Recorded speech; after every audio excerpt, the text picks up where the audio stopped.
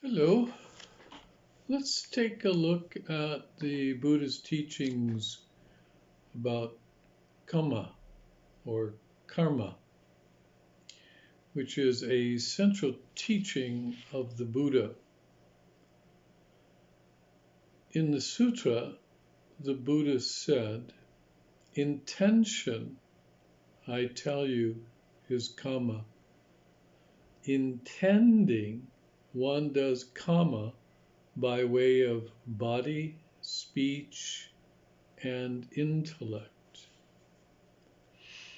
In the second of the Four Noble Truths, and in the Buddha's teachings on intention, kamma in Pali or karma in Sanskrit is an important consideration. However, some modern Buddhist writers mistakenly dismiss the concept of kamma from the teachings of the Buddha as a residue of Brahmic teaching.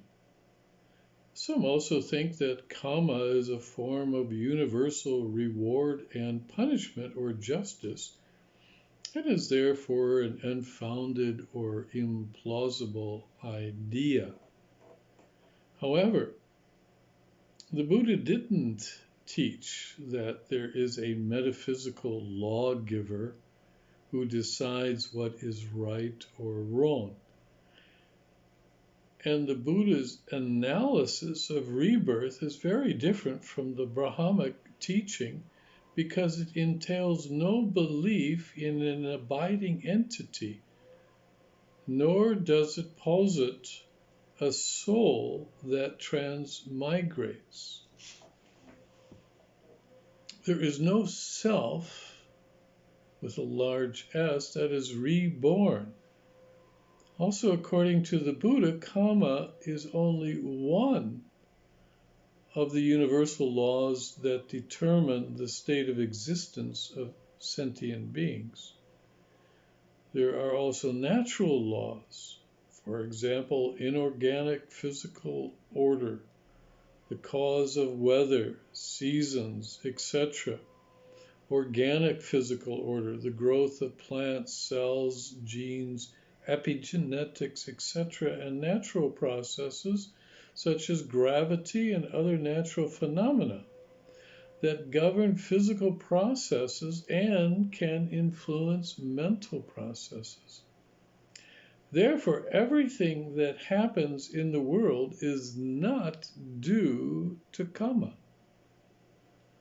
The characteristics of kamma is that kamma is volition, and the fruit of the kamma is the result.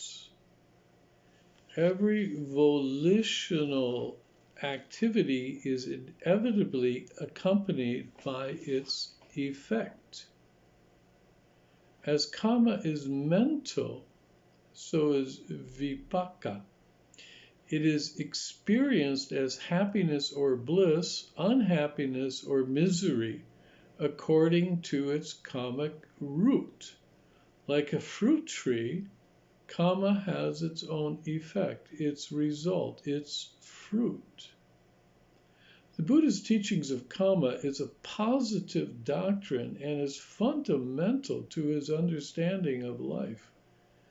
For the Buddha, kamma is conditioned, but not strictly determined. So instead of promoting resigned powerlessness, the early Buddhist notion of kamma focused on the importance of being aware of what one's mind is doing in every moment and the possibility of liberating potential of directing our thoughts to the positive or negative. The crucial factor then is volition or intent. And intent is the cognitive representation of a person's readiness to perform a given behavior.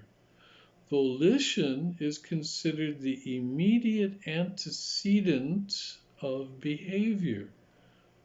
Whatever is neutral is non-kammic.